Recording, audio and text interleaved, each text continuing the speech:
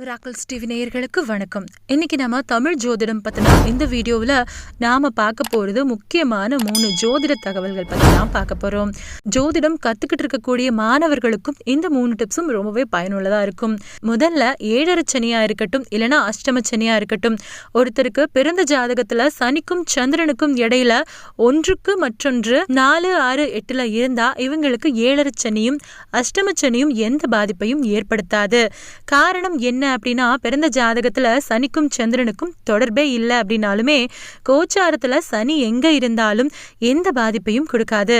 சட்டியில இல்லைன்னா அகப்பையில மட்டும் எப்படி வரும், அது மாதிரிதான் இதுவும். புரிஞ்சுக்கிட்டா எல்லாருமே கவலைப்பட வேண்டியது கிடையாது. அப்போ 4, 6, 8ல இருக்கிறவங்களுக்கு இந்த 4, 6, 8 அப்படிங்கிறது சந்திரன் நின்ற ராசியில இருந்து சனி நிக்கிறது தான் பார்க்கணும். அப்படியும் இருந்தா வழிபாட்டு முறை தெரிஞ்சுக்கிட்டா கவலைப்பட வேண்டியது இல்லை. இப்போ 2வது தகவல் பத்தி பார்க்கலாம். ரிஷப லக்னத்திலையும் துலாம் லக்னத்திலையும் பிறந்தவங்களுக்கு சனி ஒருபோதுமே கஷ்டத்தை கொடுக்கவே மாட்டாரு. ஜோதிடம் கத்துக்கொண்டிருக்கக்கூடிய மாணவர்களுக்கு, அதாவது பிகினர்ஸ்க்கு புரியும். ரிஷபத்துக்கு சனி தர்ம கர்மாதிபதி யோகத்தை கொடுக்க வேண்டியவர். துலாம்ல சனி உச்சமாகிற ராசி. ரிஷபம் மற்றும் துலாம்னு 2த்துக்குமே சுக்கிரன் தான் அதிபதி. என்ன பரிகாரம் அப்படின்னு கேக்குறீங்களா? கஷ்டத்துக்கு காரணம் சனியே இல்லாதப்போ சனிக்கு பரிகாரமும் தேவையில்லை. இப்போ 3வது டிப்ஸ், இல்லைனா தகவல் அப்படின்னு எப்படி வேணாலும் வச்சுக்கலாம். லக்னம் வேற, ராசி வேற, ரெண்டும் ஒண்ணு கிடையாது.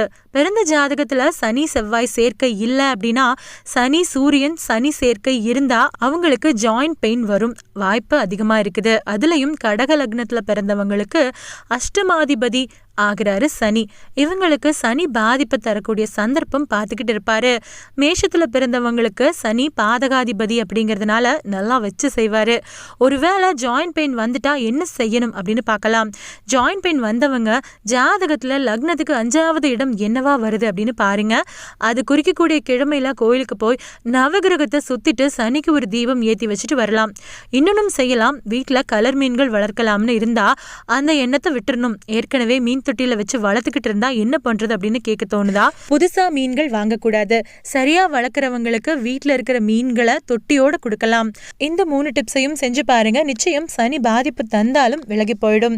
8ஆம் நம்பர் கூட சனியை தான் குறிக்கும். சனிக்கிழமையில பிறந்தவங்க, பூஷம், அனுஷம், உத்திரட்டாதி நட்சத்திரத்துல பிறந்தவங்க கூட சனியோட ஆதிக்கத்துல பிறந்தவங்க தான். நாளைக்கு ஞாயிற்றுக்கிழமை வரக்கூடிய வீடியோல கண்ணதாசன் வாலி பத்தின வீடியோ 8வது எபிசோட் வரப்போகுது. கவியரசர் கண்ணதாசனை 8ஆம் நம்பர் எப்படி துரத்துச்சுன்னு வரும். ஆர்வம் இருக்கிறவங்க பாருங்க. அதே 8ஆம் நம்பர்ல பிறந்த ஒரு ஹீரோவோட மனக்கசப்பு ஏற்பட்டு அவர் பெரிய ஹீரோவா இருந்தாலுமே அவருக்கு பாட்டு எழுத வேணாம் அப்படின்னு கண்ணதாசன் முடிவு செஞ்சதை பத்தியும் வரும். ஆர்வம் இருக்கிறவங்க பாருங்க. மறுபடியும் ஜோதிடம் தொடர்பான அடுத்த வீடியோல அடுத்த சனிக்கிழமை சந்திக்கலாம். அது வரைக்கும் இணைஞ்சிருங்க. நன்றி, வணக்கம்.